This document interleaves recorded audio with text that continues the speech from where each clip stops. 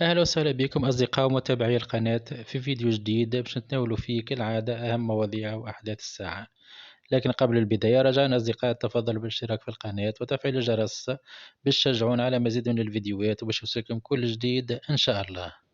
موضوع الفيديو هذا باش يكون حول الشهر العالمي قادة قذف ريهام بن عليا مع زوجها علاء الشابي، حيث شاركت ريهام بن عليا زوجها علاء الشابي صور وفيديوهات عبر حسابهم الخاص بالإنستغرام على مواقع التواصل الاجتماعي تبين استمتاعهم بشهر عسل بأحد البلدان الأوروبية وبالتحديد بألمانيا.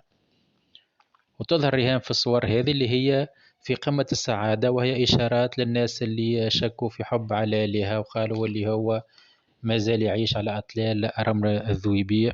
ونفس الشيء تقريبا عملوا زاد على الشابية، وين نشر كذلك العديد من الصور رفقة حبيبته ريهام، وهو ما يدل اللي هما في انسجام تام وفي محبة وسعادة كاملة. إن شاء الله ربي يهنيهم، وإلى اللقاء في فيديو قادم بحول الله.